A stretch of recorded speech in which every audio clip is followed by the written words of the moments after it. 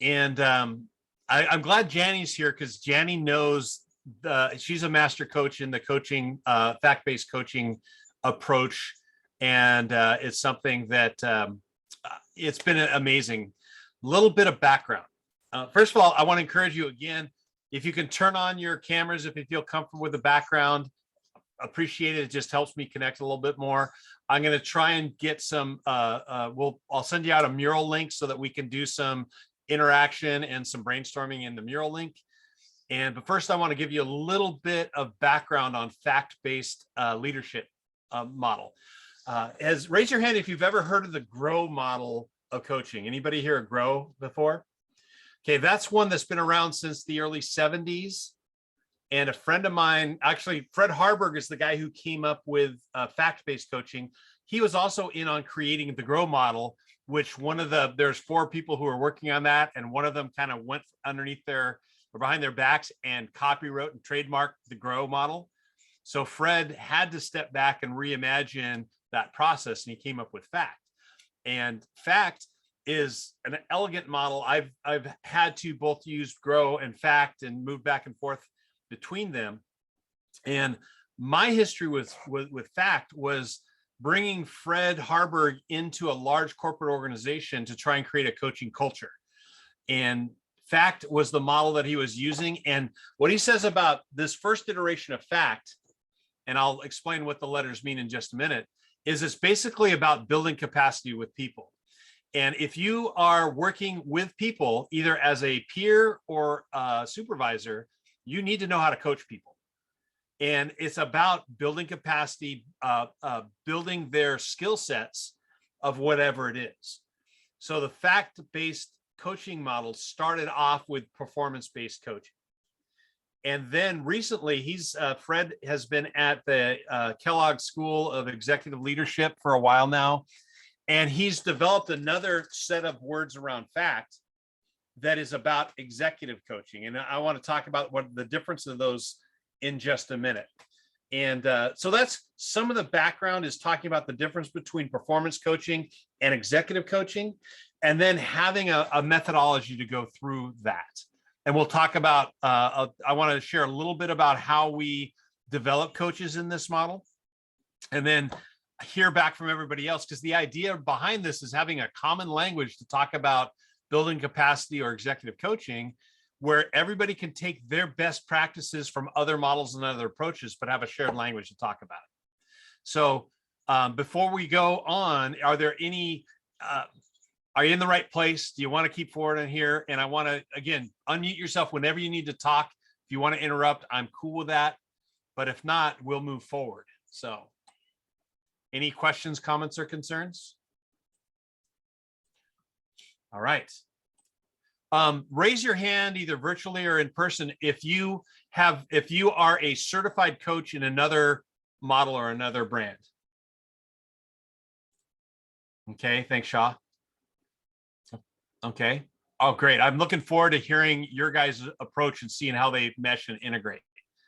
So in the chat, I'm putting a link to a mural, a different mural that we can use to interact a little bit. And I want to hear some of your thoughts about the difference between performance coaching and executive coaching. So if you have some thoughts, I want you to just double click and put a Post-it note anywhere. If it gets messy, I'm totally cool with it being messy and making sure that I am recording. What is performance coaching, and what do you think we mean by executive coaching? And as you're getting in there, I'll summon you to the area I'm talking about.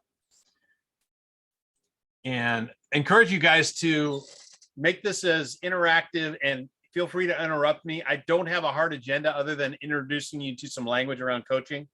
So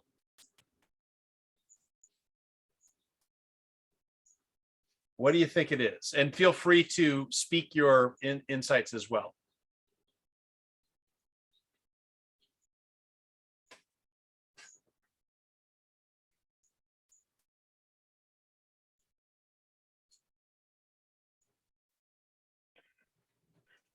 I guess, I mean, this is all pretty a different way for me to look at this, but I think my initial thought is, you know, the performance coaching is kind of more of those like in the moment skill building and that sort of stuff, whereas the executive to me would be like when a person kind of gets to a point where they can do those things on their own, like leveling up or something. And I would say I come at it more from like a you know, manager perspective and trying to build up your team and help them become the best they can be. Yeah. Other thoughts?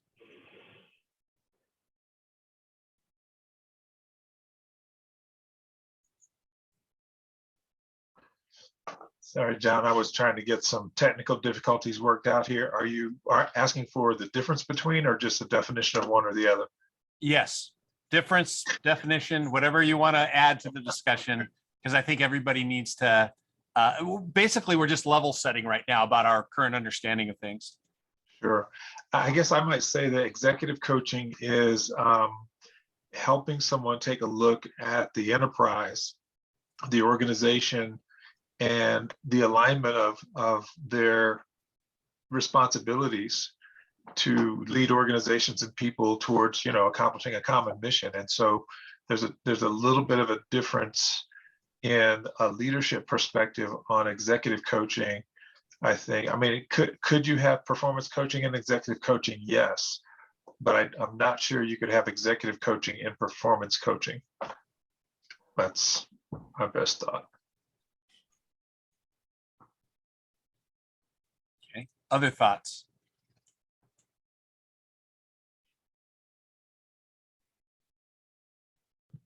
I put a couple in there for myself. I think of performance coaching as being around skill development, continuous improvement, and related to on the job in the role that someone's in.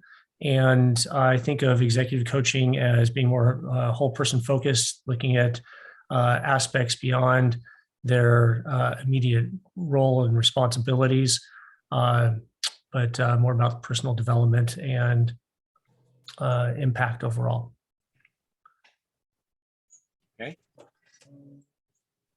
So when I talk about these things and performance-based coaching, and Janny, you can chime in because that is what we trained on at Farmers.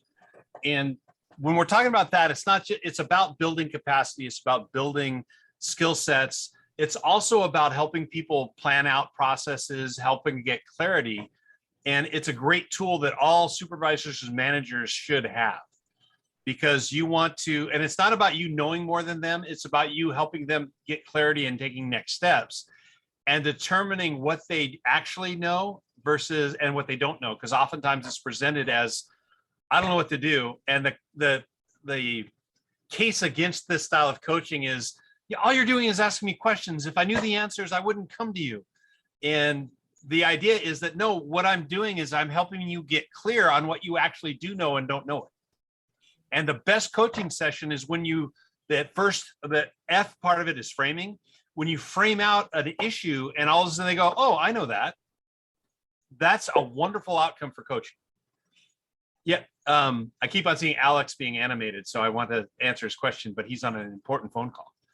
So the idea behind FACT, and I think I'll share my screen. And this is an older presentation that we did, but let's see if we can get here. Share screen. So FACT, the first F, or the unspoken F in FACT, is relationship.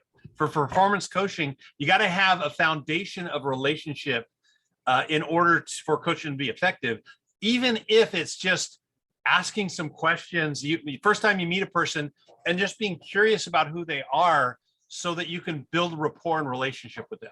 So the F that's unspoken in FACT in performance coaching is foundations. Then you get to framing the issue. And that's what we talked about. You want to figure out, what are they actually talking about? Most of the time they're bringing in a symptom or something that isn't actually the issue. It's something that's a symptom of what they're wrestling with. I can't do this. Well, that may not be the actual issue. When you frame it, you start with a 60,000 foot view of what they claim the issue is. And you ask some questions. You do a great questioning process to narrow it down to, you want to change it from an issue statement to a success statement. What would it look like if it wasn't a problem? What does it look like if you're actually doing this? You don't know how to do it yet, but what are you doing? And actually, I've used this in athletics coaching. So stepping into a metaphor about athletics here. When you're practicing, you are not coaching, you're training. Coaches can't go on the field.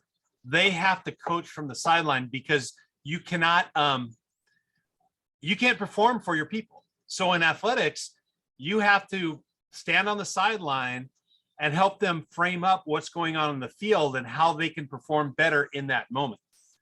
So I did this with high school football players where I would, you know, if they're offense, they'd come off during defense and I would ask them what's going on. We would frame up what their next best step in performance was going to be. Now, the difference between athletics and business and most other places is that while in sports, you have maybe 80% practice and 20% performance, probably even closer to 95% practice and 5% performance. In the workplace, you have maybe 10% practice and 90% performance. So the coaching skills of not being able to do those things for people is that much more important because you cannot perform for your people. You need to build capacity so they can perform better. Now, the trap that a lot of managers and leaders get into is that they try and perform for their people, and it ends up, you end up doing all the work for your people and they're taken off for the weekend and you're stuck in the office finishing all your processes. The idea is build capacity so that you can do more of what you need to be doing as a leader and that they can perform at a higher rate as performers. So that's a high level view of what you're doing. When you frame the issue, you help them get a clear understanding what success looks like. And then you move on to articulate and assess alternatives. And that's the A part. And what that is basic, it's creative thinking. And you articulate, meaning that you get as many ideas on the table as possible. And you get and then you assess alternatives. You get it down to one or two best courses of action. Now, here's a secret. Most of the time, if you don't frame the issue correctly, you don't get the right solutions. You don't get the right activities that they should be doing. So that's why framing the issue is probably the most important thing that you can do when you're in performance coaching. And as long as what Fred would say is that if you don't frame the issue correctly, you end up putting the ladder of options on the wrong wall.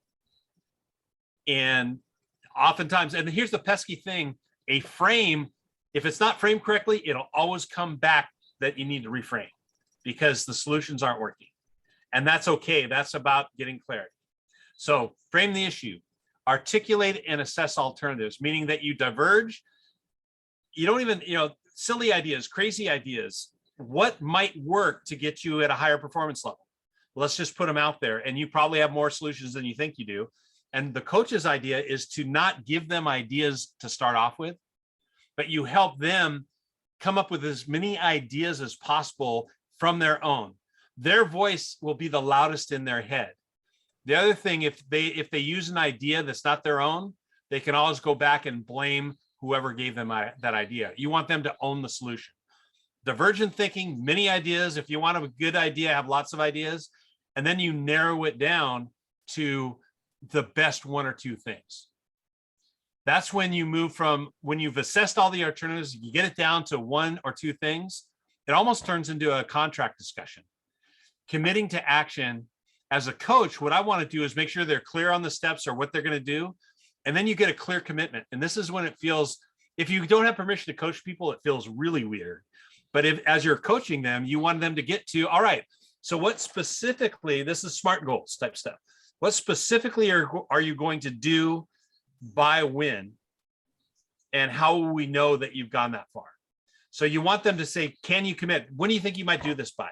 What specifically you're going to do? What are the actual behaviors that you're going to do that show that you're doing something? So for instance, if they say, I'm going to read more, that's not specific enough. You need to say, All right, so what specifically are you going to read? When are you going to finish that? What are you going to do after you read? So it turns into an actual behavior. Now, the last part of FACT is tracking progress.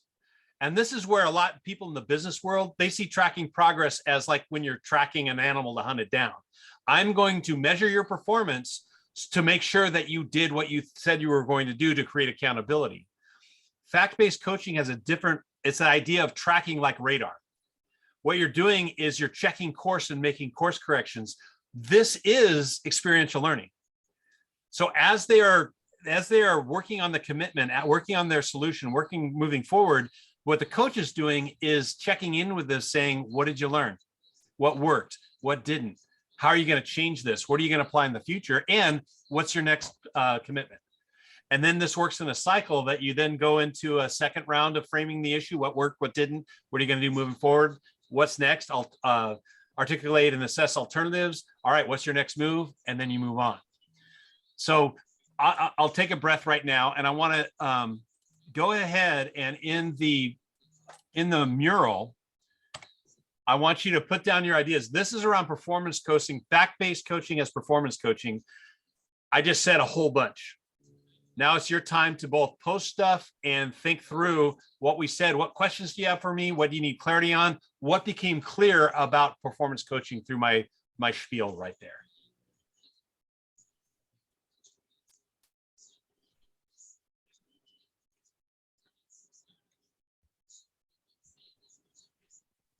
Jenny, what would you add? Well, I had to be away for most of that, so I just got in at the tail end of it. But what I heard was so succinctly and clearly stated, I wouldn't add anything.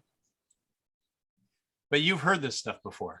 I've heard this stuff before. I know, like I said, I got in really at the tail end of what you were saying. I guess what I would add in part is you said something about, if you're coaching somebody, but they haven't agreed to be coached, like stealth coaching, it gets weird. It's fine with like people that you have a relationship with that know about this coaching model and that you use it and you've used it with them before, and then later on you can have normal conversations with them where you go through the steps and they know it and you know it, but you haven't actually said, oh, we're going to have a coaching session. But if you take that approach with somebody who's not familiar with it, then it's weird. They know something's up, but they don't quite know what. And John, I don't know if you said in the beginning of when you were talking that it is helpful to explain the model to people at the beginning of your conversation with them, so that it makes sense, because it is a partnership and they need to do really most of the work. So it's helpful for them to know the framework and know what they're trying to get to. Yeah. Thank you, Jenny. Joey, you got your hand up. Let's hear what do you got for me? So I'm just wondering then, like, with staffing, because that's what I'm kind of looking at with this, is like, how do we frame it, or how do we set it so that it doesn't feel awkward when we're then coaching the staff on different things? Yeah. And I want to hear from everybody else, but it's really kind of, you create the expectation that if you work with me, then you will be coached. That's, so that we are all about improving your performance. And if you've got a relationship with the people and they know, and you say, all right, so I learned this cool thing called fact-based coaching, and I want to make sure that we can follow this really simple process. Good thing is that it gives people kind of a roadmap if you explain what it is, and you're asking for permission. And you should do this. I think, who was it? Daryl was talking about how like executive coaching, performance coaching is always part of executive coaching, but not always vice versa. Well, feedback is always part of coaching, but not all feedback is coaching. And asking permission to coach and not give feedback is where you're offering rather than let me tell you where you're screwing up. It's more like, can I offer you some feedback? And then if you agree on what coaching is, then you can say, hey, is it okay we spend a little bit of time coaching? And you ask permission for this. And then you say you offer your methodology on it. Yeah. So does that answer your question, Joey? A little bit? Okay. Yeah, for sure. Una, you've got a question.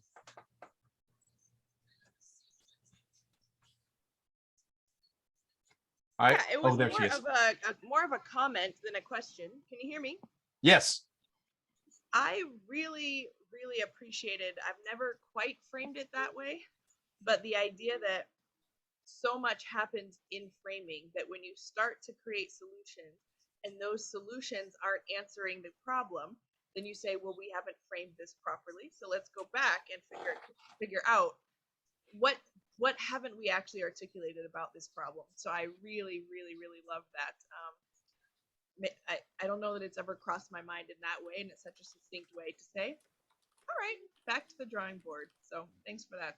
Yeah, and when I train coaches, I find that facilitators get this really quickly, because when you're debriefing, it's all about the quality of questions that you ask, and really good performance coaching isn't about telling people what to do or offering your solutions, because you're tending when you're saying that you're coaching but you're offering solutions, what you're doing is you're giving them the methodology that you used when you were stuck in this thing. And that's not the same thing as how they're stuck. So, Jill, what do you got for us? Well, Una basically said exactly it. One of the things that I took away as well, oftentimes I have found myself saying, I don't feel like we're solving the right problem, but I like kind of the framing and taking the more of the I out of it, because I do think that's part of, especially in work environments, you do things and you work through things, and if you don't come at it and frame it properly, you kind of miss it.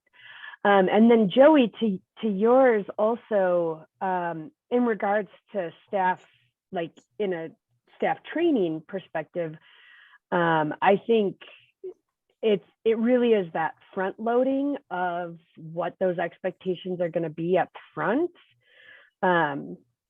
I work at a place right now where they do a great job with that, and we really focus on that. There will be constant feedback, and so then you set that tone, but it definitely puts that, then you set that expectation of both kind of the supervisor and the staff to say, like, we are in agreement that we will constantly be communicating and upholding kind of these ends of how to make sure that we are framing it, that we are coming at it, that you're aware that I'm in that coaching and all that kind of thing. Thanks for that. Appreciate that. So that's, again, two things. One is, if you want, this is not something that you necessarily need to go get certified in to become a fact-based coach, but getting additional training is important. What we would say is that the real measure is, what is your intention in coaching? If your intention is to fix or solve, then you probably shouldn't work on that coaching thing. If your intention is to build capacity and increase performance, then you can stumble all over the fact-based model, and still, because your intention is good and you're asking good questions, you're creating clarity, you can screw up fact and still get a good outcome. And only you would know that you screwed up the process, because they're walking away with good solutions. Daryl, what do you got? Yeah, I was just going to say this whole idea of expectations. I do a fair amount of coaching, and I always try to find out, okay, why are you needing coaching now? Are you doing this because you want to or because you have to? Because there's a whole different mindset when you're trying to do that. I don't like playing the stealth coaching game. I mean, let's get this out up front first. A lot of times, if it's something that is for development purposes and it's not necessarily I'm trying to improve or I have a deficit somewhere, those are kind of the one-on-ones. But if it's a performance issue, I usually include the manager of that person as well, so that we can get that framing piece locked down. Because if you don't get that down, as soon as that manager leaves the room, they're going to say, I don't know how to pet my cat right. Do you go from back to front or front to back? I'm like, that's not what we're talking about. Remember, we go back to the framing of why we're here and how we're going to spend this time. So I really love the way that you set that up, John. Thank you.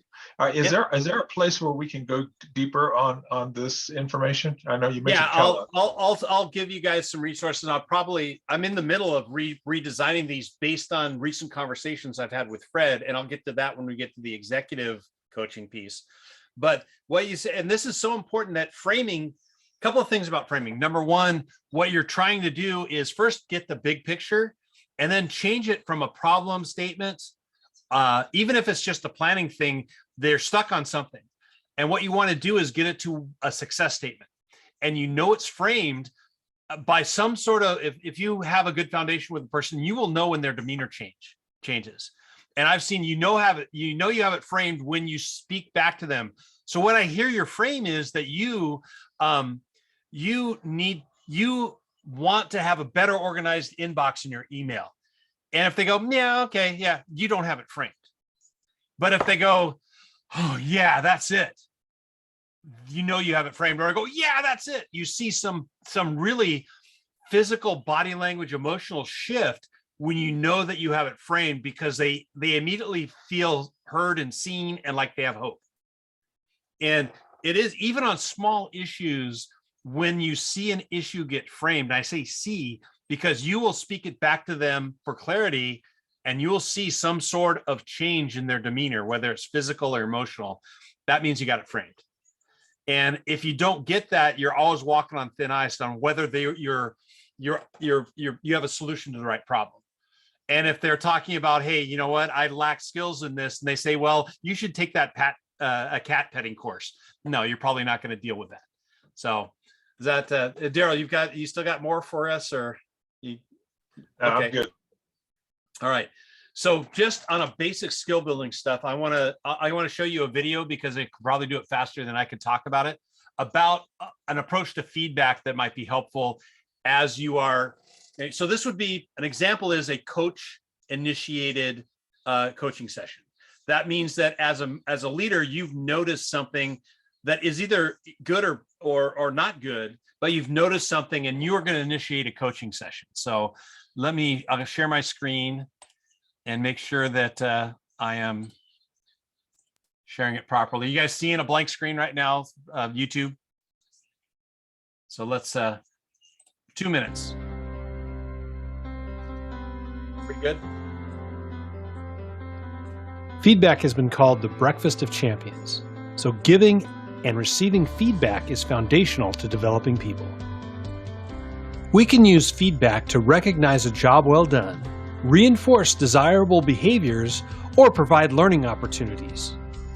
Feedback can also be used to clarify and help change behaviors and let people know that they are making progress. Feedback is like holding up a mirror for somebody.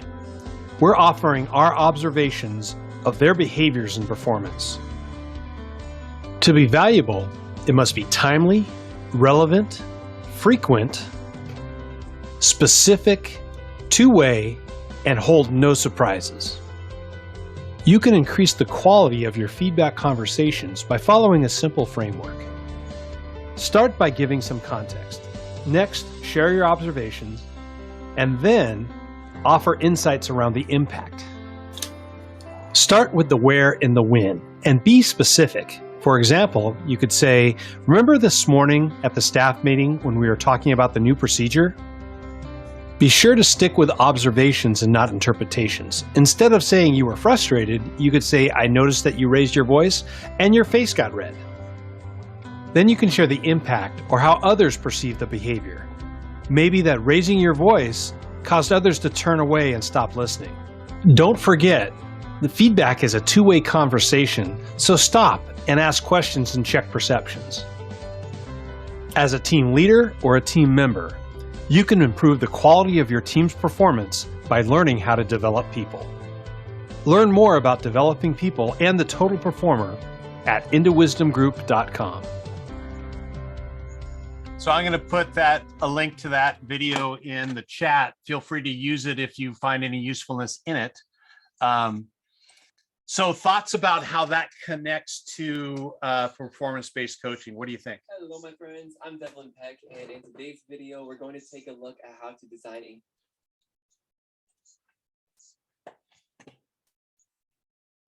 Any thoughts?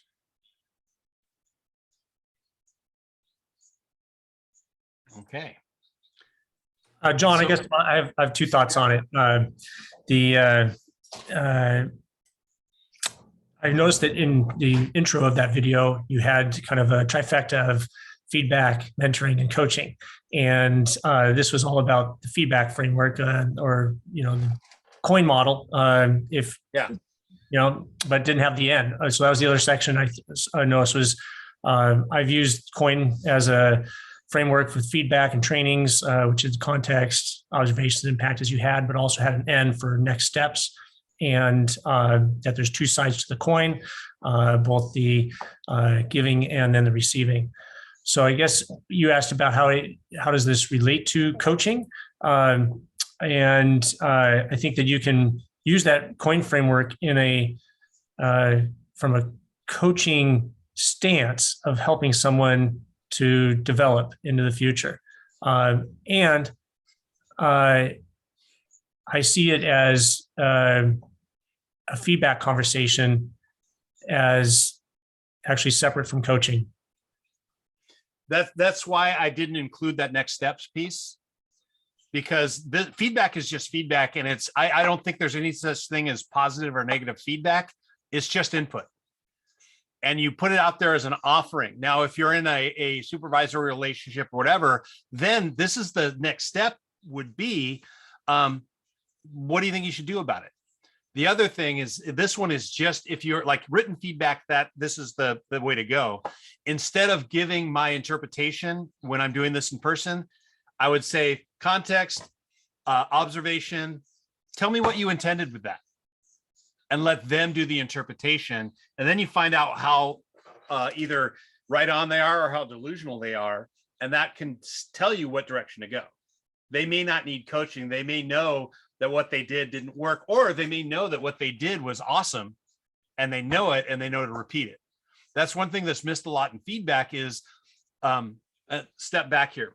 Coaching has a horrible reputation in most organizations because you get coaching right before you're encouraged to bless another organization with your talents. So right before you leave, you get a coaching program. And we're trying to reclaim that so that feedback and coaching can happen when you want to reinforce behavior. So they're doing something really well. A good coaching session is, how can we, the framing up, you're doing this really well. And the commitment is, how do we spread this behavior?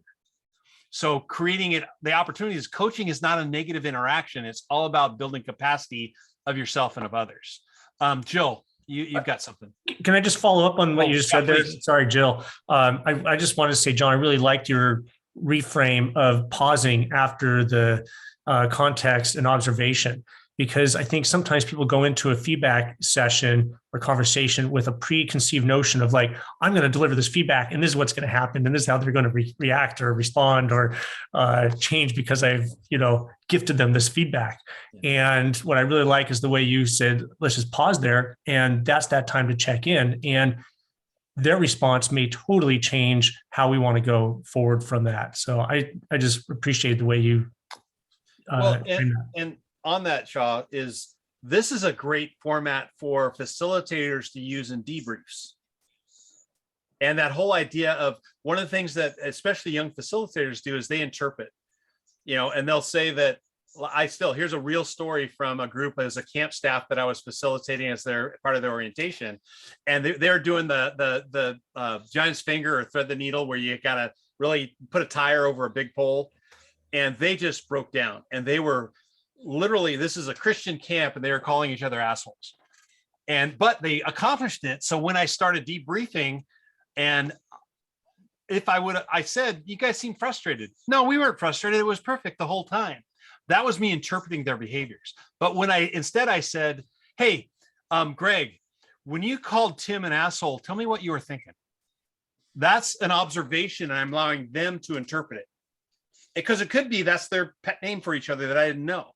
So they may not have been frustrated, that kind of thing. So that skill right there of using context. When you guys were first trying to lift the tire up that in the first 5 minutes, context. Greg, you called Tim an asshole. Tell me what you were thinking what were you trying to accomplish by using that language? And then they get a chance to interpret themselves. When you interpret as a facilitator and you're wrong, you lose status.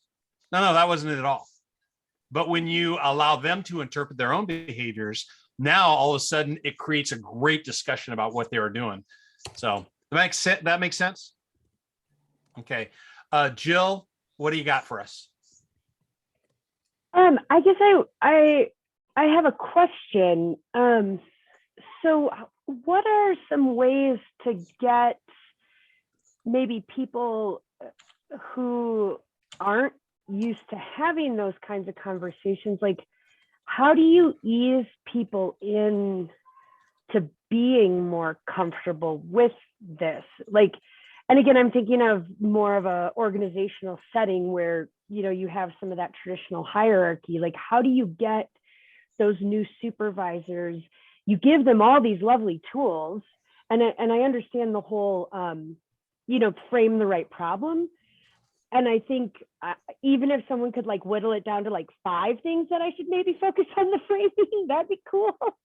Because it's huge and it's so overwhelming. And even with encouragement and like, there is no failure and we're moving forward and it's like people shut down. Like it's hard. So thinking about getting other people to a place where they're comfortable initiating this conversation. Does anyone here have suggestions like where I could start? Let me frame this up a little bit. What are you talking about? The skill sets that leaders and managers need to start the coaching, or are you talking about performers who may not be comfortable getting this kind of feedback? The skill set of the like supervisors and managers. Yeah. She asked the room, any thoughts, people? Whit. Hi, Jill. Hi, Whit.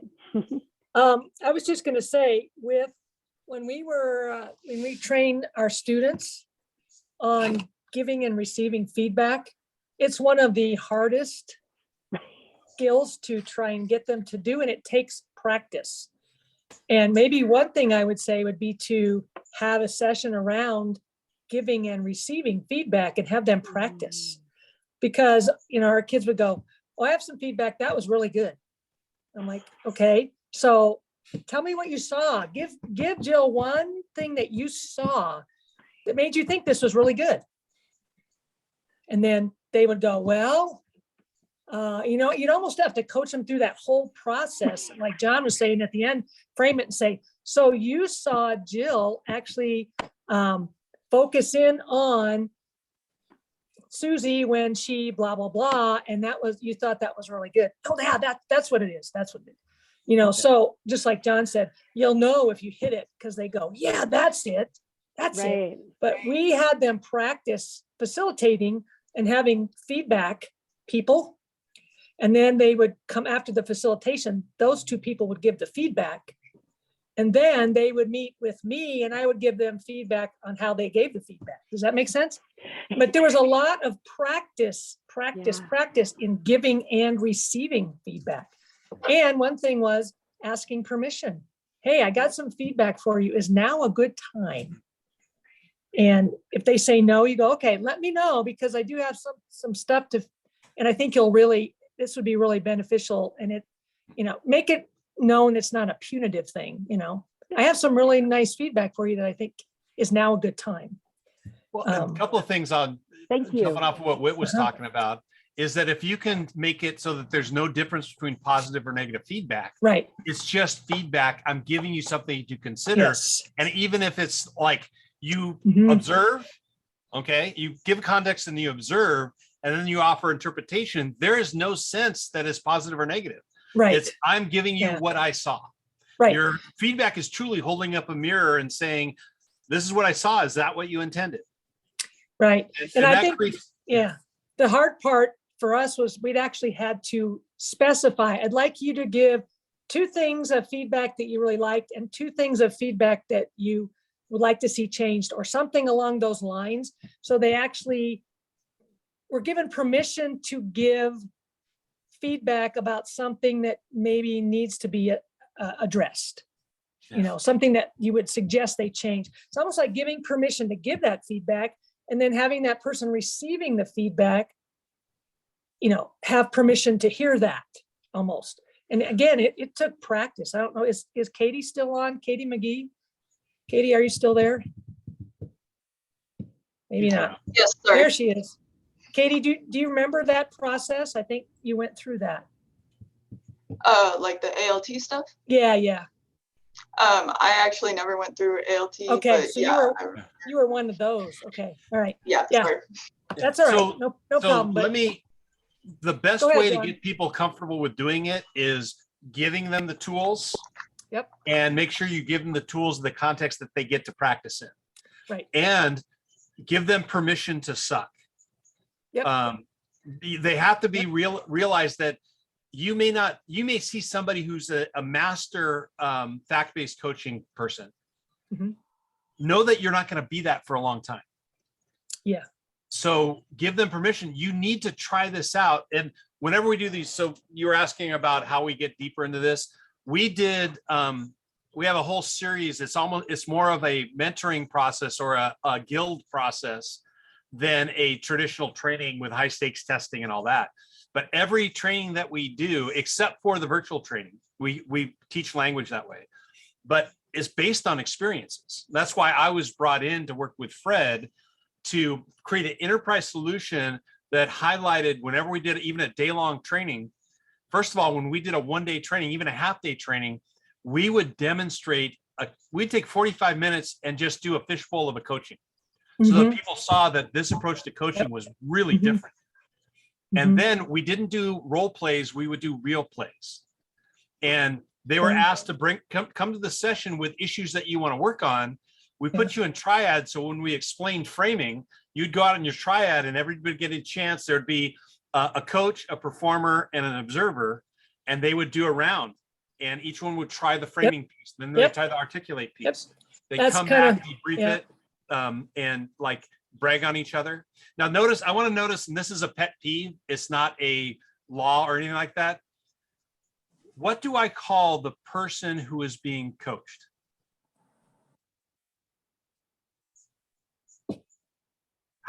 What have I been calling them? Tell you.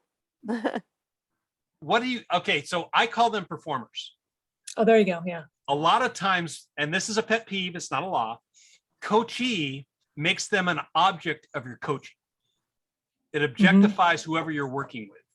When you call them a performer, they're the ones who are expected to do the performance. They're the ones that are supposed to behave in different ways.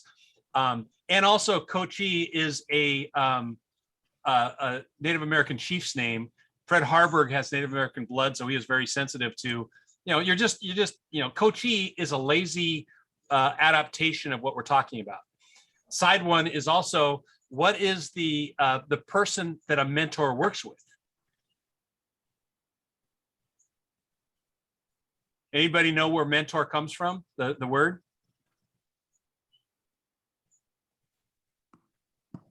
It's from Odysseus, it's from the Odyssey, and mentor was the person who was working with Odysseus' son, whose name was protege. Mm. So this is just my thing is that I don't want to objectify the person I'm working with. I want them to be able to stand on their own. So as a coach, I work with performers. As a mentor, I work with proteges. That's just me. Okay, Yeah. Mark says it's a city in Ohio. Okay, good to know. So Well, I think that's real important just to change the concept of, I think a lot of people, when they're given feedback, it's like, it's negative. I mean, it's like, I'm going to evaluate you. Okay. So as a teacher, I'm getting evaluated. I'm not getting mentored or coached. getting evaluated. And so I'm like, oh my God, rather than just being, somebody's coming in to, give you some feedback. And so changing that whole concept of feedback is a good thing. And there's a lot of people I know that are super sensitive to feedback. It's because it's always been negative for them. Yeah. So realizing I want to be sensitive about people's time in our time is I want to make sure that I gave you some resources, and I also want to talk about executive coaching, because I'm really excited that Fred has been working on an update to the model, which actually turns it into two different things. So I'm gonna give my thoughts on what executive coaching is and a little bit about how it works, and then I'll show you some resources that we've been creating around fact-based performance coaching and soon to come fact-based executive coaching. So first of all, executive coaching. And what executive coaching is, and this is where a lot of people see executive coaching as coaching executives. And what we're talking about is more brain science, where executive coaching is coaching executive function. Because this is about judgment. How do you help people gain better judgment? And where one is about performance, when we're creating a higher level here of this is getting into how do you change your level of thinking, your quality thinking. A lot of it goes, they equate good judgment equals a good executive. So how do you help anybody, regardless of position? More often or not, this becomes the higher up in an organization you go, the more your poor judgment is revealed. And so working with people, whether they are in the C-suite or whether they're individual performers, how do you help them develop better judgment? And a big piece, this takes it back, and some of you are going to recognize this because there are elements of this in performance coaching, but it becomes more about identifying and changing habits. And most people talk about, and a lot of times you get into this idea of, it's about willpower. It's about, setting up your ability to just make change happen and all that. When really stepping all the way back is, can you identify, number one, the habits that you want to eliminate, and you don't get rid of a habit, you replace the habit. And then you need to understand around executive coaching, once you framed it up again, once you understand that the alternatives are all based around identifying behaviors and identifying the sequence that generates those behaviors, and then stepping into how can I create different triggers, how can I link habits, how can I get into the actual behavior changing stuff. And the reason why we separate this out, because most supervisors won't have the time, energy, or background to be able to get into this deep of behavioral change. And I love what Ed brought up about, a lot of what we do with trauma-informed care, it's great, but we are not licensed counselors, and we get ourselves in trouble. And what we talk about facilitation or coaching is therapeutic, but it's not therapy. You are not, unless you have the background, unless you're a licensed social worker or a licensed counselor, you can get yourself and your organization in trouble when you step over that line into therapy. So being really aware of what those bounds are, I really hope Ed has that discussion. But the idea is, just by asking these clarity questions or even exploring habits, it's extremely therapeutic and it's very revealing. But guess what? If you're talking to break the habit of narcotics, you're not a licensed therapist that can work with drug counseling. You need to go, all right, we need to talk about the specific behaviors that we're talking about, but we also need to get you, it's far more important to get you into quality care. So knowing where your lines are on all this is really important. And this is, Mark asked a question earlier, isn't coaching just one-on-one facilitation? You bring a lot of the same skills to it, but one of the big differences is that it tends to be, a lot of times it's pre-behavioral, or it's something that they've noticed or whatever. Sometimes it's just decision-making, and a lot of the skills are transferable, but it's a very different context, facilitating versus a coaching relationship. That's my thought. It could be as simple as that they are very the same thing, but I think there's some subtle differences in the context that you're doing it in. So performance coaching is about building capacity, building skills. Executive coaching is about building judgment. So that's how I draw the line there. Thoughts about those? Where does it line up or not line up with your expectations around coaching? So let's get some feedback here, and then I'll show you some resources.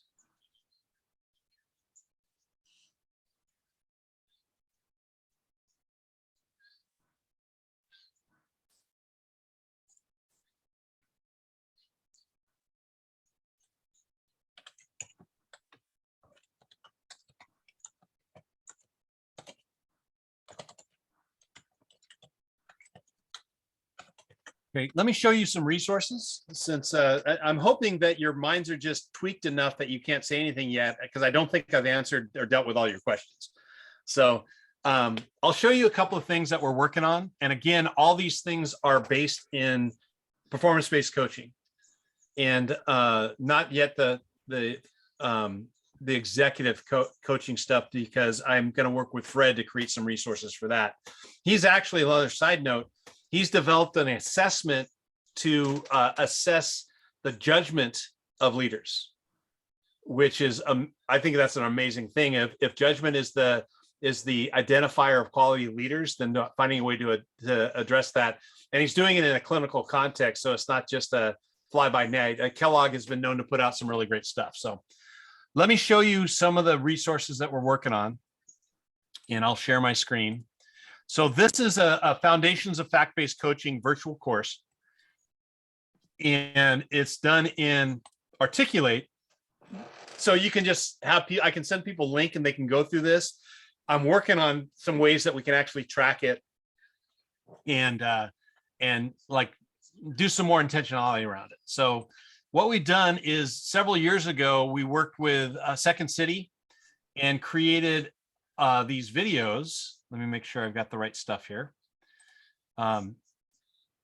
So we created these videos in conjunction with Second City, and they're pretty cheesy, but that's what improv videos are. So I'll let you see this first part because it's pretty fun. Everybody seeing okay? You know, here at Hunters and Gatherers Insurance, I enjoy dropping in on an office now and then and really connecting with the little people. You know, my minions in the field.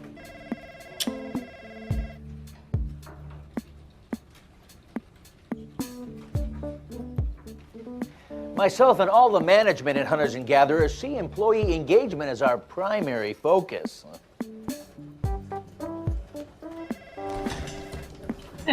Every employee is a valued resource, and everyone's opinion is treasured. Here at Hunters and Gatherers, we have an open door policy. We're dedicated to our people and giving them the skills they need to succeed. Hey there, you ready for a coaching session?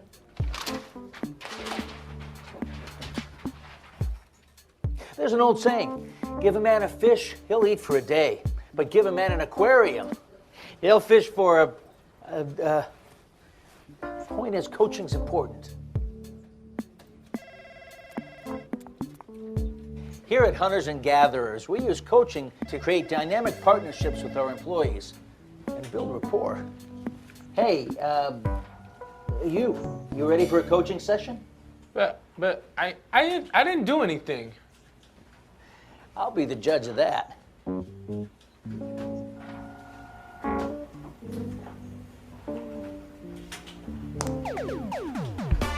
Hunters and Gatherers Insurance.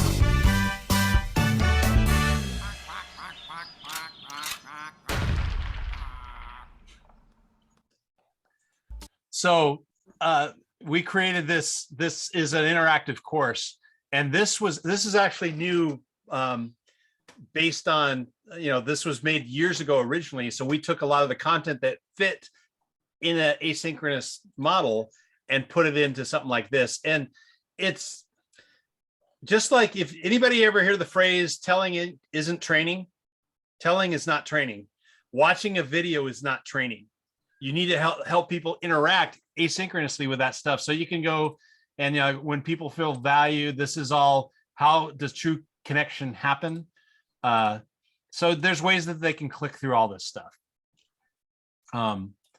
So I wanted to share that, as that's kind of the entry level piece. If we could just give our leaders this foundation of coaching and they learn kind of what FACT stands for, they can start coaching, especially performance-based coaching. It also works really well in like an athletic context. When you're trying to build capacity, you want them to train them in the drills and all that kind of stuff. But when it comes to individual performance increase, you need to help them, number one, identify what success looks like for them, and then have them buy into the next steps in their training. Because if they own it, they're going to do it. If you own it as a coach, they'll blame you if it doesn't work. Does that make sense? So the first step is creating a common language around your coaching process. The next step is getting to interact and own those words around coaching. So own it, and you own it not by, right now, fact is my language, it's not yours. But the more you interact with people around it and hone it, then it sinks from the head down to the soul and the heart. You own the language, and that only happens through interacting with people around it. Whether it's virtually or in person, you need to interact around it, but then you need to practice it, like what was saying. And that's what we do, is we'll do this virtual course, come and we'll do a one-day workshop where you actually get to coach and get several rounds of real play coaching. Then you walk away with what we call the introduction of coaching. Then we go to another course type of thing, which is a 2 or 3 day intermediate coaching program where we dive deeper into each of those skill sets. Then we stop with the courses. And the next step is to join an advanced coaching cohort, which is all these people who are applying it on a regular basis and debriefing their real experiences. So you get a foundation, you get an introduction, then you get intermediate skill set development, then you start living it. And when we were at an organization, the way that we talked about becoming a master coach, it wasn't a test.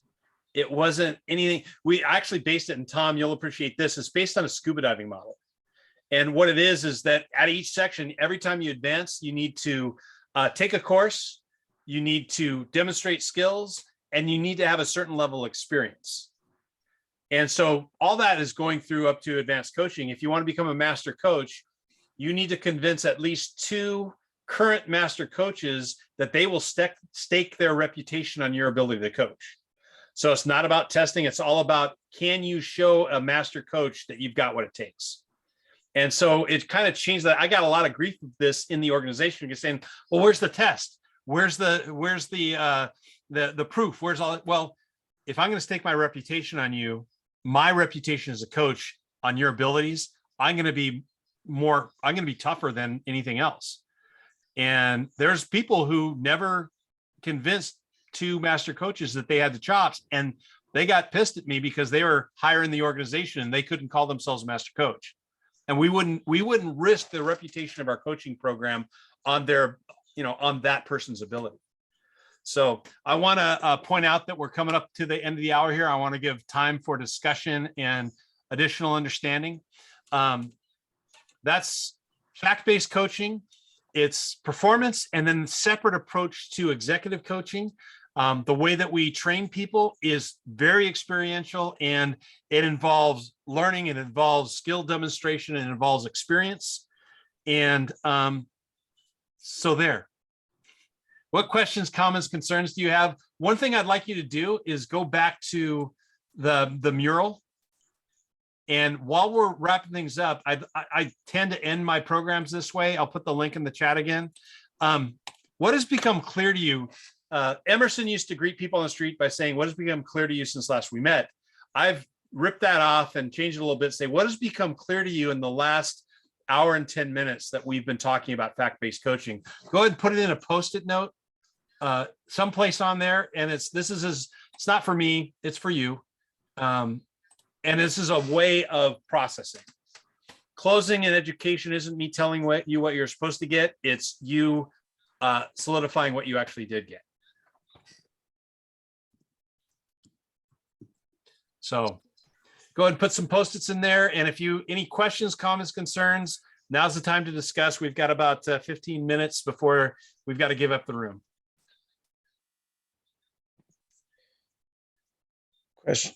Question for you. Yeah. So as you were talking about the executive side of it and like judgment, that's one of those things that I want to learn more about, because I want to be able to help train people on that judgment that you need as a facilitator, as a high ropes course facilitator, to make sure that people are being safe, people are being that you're assessing your group correctly, and so how does that connect, and how can you use it for it? Is it possible to use that kind of thing for that? Yes. Short. But number one, I'd say investigate the prefrontal cortex, the function in the brain of the prefrontal cortex, because that's where executive function is housed. And if you understand kind of the brain physiology around it, that gives you some context around that. John Medina has a book called Brain Rules, which is really excellent about the brain science around all this stuff. It goes way beyond coaching, but it's a really good resource called Brain Rules, John Medina.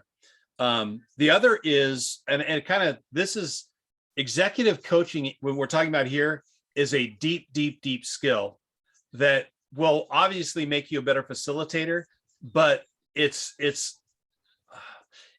deep training that needs to happen to do it well. But if you understand that if you want to change people's judgment, you have to deal with it on a habit level, that's a start. And again, I don't want to say, I'm fairly skeptical about many of the coaching programs out there, because while they're quality programs, I've seen the results of those programs and they don't necessarily create quality coaches. I've seen the programs and they're really, really good stuff, but I've also seen people practicing who are not. And that's just knowing what you don't know. This gets into Dunning-Kruger. You ever hear of Dunning-Kruger, where the people with the least experience and the least talent overestimate their ability? So if you're new to a field, you think you know it all. And really, Dunning-Kruger says that the ones who are most confident are the least qualified. And then there's a rapid decline in your confidence because you start to realize the field is bigger than you thought. And it's a humble piece. And I still remember working with Jani's group of coaches, and the biggest indicator somebody was ready to progress, as soon as they realized how little they knew about coaching, they were ready to move to the next level. Because it's like, any Chronicle of Narnia's fan, anybody hear that stuff? Well, the last book is The Last Battle. The ending scene is when they get trapped in a barn and all of Narnia is burning around them, but they realize the inside of the barn is bigger than the entire of Narnia. Then they go out a back door into a garden. They realize that the garden is bigger than the barn, which is bigger than Narnia. And that's the process, I think, of becoming a master of anything. It's about learning how much you know, but how vast the field is. And I constantly want to have, that to me is a great definition of that growth mentality. But Jani, what do you got? I was thinking about a conversation that I had with some people who had gone through, one of those other formal programs, certification programs, and this whole thing around the question why. And what they were talking about was, you can't ask why. And it's not okay to ask people why because it makes them feel bad or something. And then there was a different way of phrasing a question that really was asking why, how did this come to be, or something. But anyway, I'm just a little curious on your thoughts about that, because I had a whole opposite opinion about the value of asking why. Yeah, I've heard that as well. And to me, it goes back to your intention and like that foundation piece. Mm-hmm. you can ask the crappiest questions, but if you're authentic about it, it's still going to bring them someplace. Now there's techniques and tips and all that kind of stuff, but technique is what you use until the professional arrives. And I have no, like, I know what they're saying when you're talking about why, because it can be came across as judgmental. But if you're authentic and you have that, they'll assume best intent if you have a good rapport with them. And you can move beyond technique. It's a good thing to practice, be really intentional about the forms of question that you ask. And the more you do it, the less you have to worry about it. Does that make sense? Or other thoughts about why and formatting questions? And Yeah, that's helpful. I mean, that's how I think about it too, that the foundation piece in building a relationship. And if they understand that you care about them, it's how you have that conversation. But thank you, that's helpful. I appreciate your thoughts on that. And again, just my thoughts, and I reserve the right to change my thought and my opinion on anything that I've already said. So I expect to grow, so I expect to change. I like that you talk about specific words. You know, specific words can be charged for different people for different reasons, and why is one of those. It can be very judgmental or seen that way by people. Like, you know, as soon as you ask me why, then why did I do something? It seems like you're judging me. So I find myself trying to avoid that question sometimes. I also think that sometimes feedback is another very charged word for a lot of people. I know we talked about it a lot here earlier, and I think when we say, "Hey, I've got some feedback for you," I love the video you showed. Like, I've got some, feedback for you right now. And are you ready for your coaching? It's like, oh my gosh, shrink away from that. But sometimes instead of using the word feedback, it can be, "Hey, I've got some thoughts from the meeting we had earlier. Can we connect on that when a time is good for you?" It can be received differently than as soon as you say feedback, people think, "Oh my gosh, this means I did something wrong." Well, we thought about changing coaching because it has, I don't know in your guys' world, but in the corporate world, coaching has really negative connotations. And we thought about, like, can we change this to thought partners? Because that's truly the model that we're doing. But we thought coaching as a term deserves to be redeemed. And it can only be redeemed if we practice coaching differently, so that people don't hear, "I'm going to get coached," and respond like the CEOs people did, but they hear, "Hey, it's time for my coaching session." They know they're going to walk away with a plan to be better. So, and I think that's changing. That is changing. That a lot of corporations are seeing, and people are recognizing that coaching is an opportunity. It's not punitive, and so I think in a lot of companies, it's seen as a great opportunity, as a perk, something special that they get the opportunity to have. Yeah. Any other feedback or thoughts? And again, I put my contact information in there. So if you send me an email that says, "I'm interested in more coaching stuff," I'm still making choices about what my next direction is. I'm probably going to put a virtual fact-based performance coaching course up in the community, the guided practice community. I would love to put together an initial cohort of people to walk through the virtual, and perhaps even create a cohort model for training that's not just the virtual course, but mixes that with perhaps some Zoom and some ways that we could practice virtually so that it can spread around the world. My dream down the road is that we connect people who are practicing fact coaching in a cohort, in a community, and then be able to have in-person stuff where people are taking their next steps forward. So, yeah, John, is there a website for this or something like that? You talk about the certifications and training, or is it all you and? Right now, I have to go back and redo stuff because Fred went and changed everything on me when he introduced this executive coaching piece. So we can start walking down a path on the performance coaching stuff. We can also just start to have some conversations, but shoot me an email and post something in the community, like in the general community thing. It says, "Hey, I'm interested in this coaching stuff," and we'll start a thread and see if we can generate enough interest to create this cohort where people can dive deeper into fact-based performance coaching.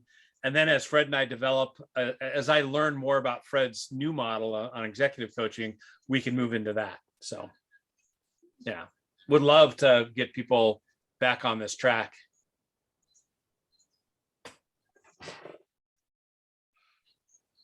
I love that Una and others are posting good questions in here. So pay attention to the chat. I'll take this chat, and all this stuff is going to be posted into the day one topics in the community. And so you'll be able to pull this stuff down. There's not much on the mural, but I'll still post some stuff on the mural. If you want to capture some thoughts for other people in the mural, please do. With that, I want to wrap things up with a minute to spare in my hour and a half. Janny, do you have something before we go? No? No, I was just putting in the chat how much I loved this conversation, and thank you. I've worked with you with FACT for a long time, and every time I'm learning more. Yeah, reach out to me if you want to continue discussions. We can take a room in the lobby. We can go down this route. If there's things that your model is different than mine, I want to learn that. A great piece of this is by having a shared language, we get the best of everybody's thinking in a language we all share. So with that, thank you for your time. I'm going to stop the recording because I always forget to do that.